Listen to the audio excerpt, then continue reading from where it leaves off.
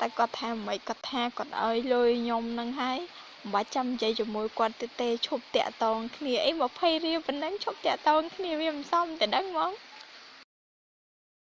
មិញគាត់ទេមកខ្ញុំដែរតែគាត់ថាតាមតាវាទេគាត់ថាខ្ញុំគាត់ថាគាត់មិនខ្វល់ទេនៅពេលដែលខ្ញុំ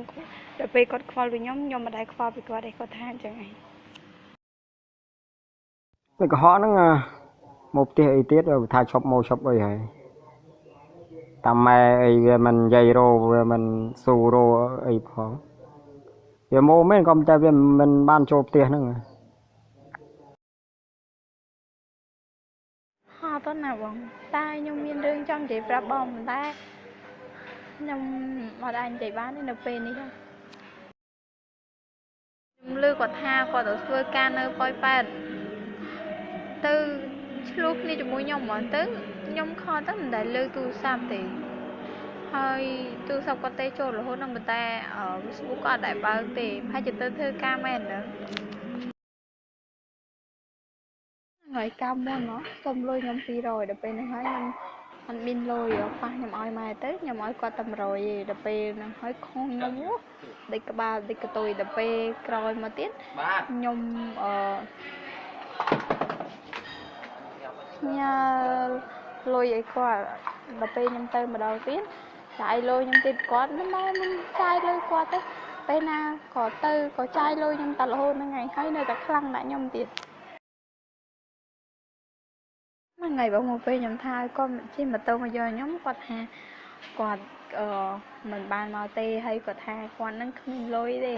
ប៉ុន្តែគាត់ដើរលេងរហូតបងឯងមើលហើយដល់ពេលហ្នឹងហើយបើខ្ញុំទៅក៏មិនចាយលុយខ្ញុំទៀតមិនដែរថាពេលណាខ្ញុំទៅអត់ចាយលុយខ្ញុំទេពេលណាតែខ្ញុំទៅគឺចាយលុយខ្ញុំរហូតអូនបងប្រួយខ្ញុំទៅលេងនៅសៀមរាបតើប៉ុន្តែដឹងតែបានទៅដឹងតែអត់ផងទៅដើរលេងគាត់ប្រួយខ្ញុំគាត់ថាបើមិនទៅទេមិនចាំនិយាយគ្នាថាងងរហូតខ្ញុំចង់សើចណាស់ហើ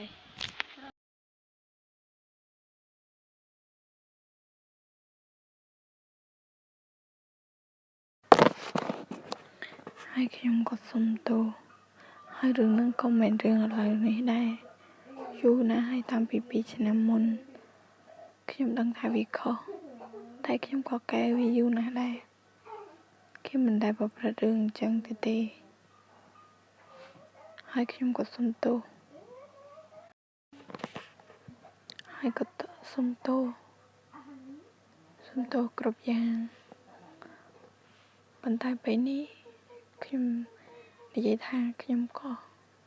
ខុសមែនប៉ុន្តែខ្ញុំក៏កែយូរណាស់ហើយមកពីខ្ញុំកែយូរហើយមកខ្ញុំមិនដែលនិយាយខ្ញុំមិនដែលរំលឹកព្រោះខ្ញុំមិនចង់ឲ្យមនុស្សម្នាក់ដែលគេឈឺចាប់ប៉ុន្តែបងក៏ធ្លាប់មានស្រីមានអីខ្ញុំធ្លាប់ឆែកដឹងប៉ុន្តែខ្ញុំក៏គិតថាខ្ញុំក៏ទទួលយកបានហើយក៏សុំទោសសម្រាប់គ្រប់យ៉ាងព្រោះខ្ញុំគិតថាការដែលធ្វើនឹងវាខុសមកពីដឹងថាខុសតែបានខ្ញុំកែហើយក៏វាមិនមែនរាប់រយដងដែរតែម្ដងទេ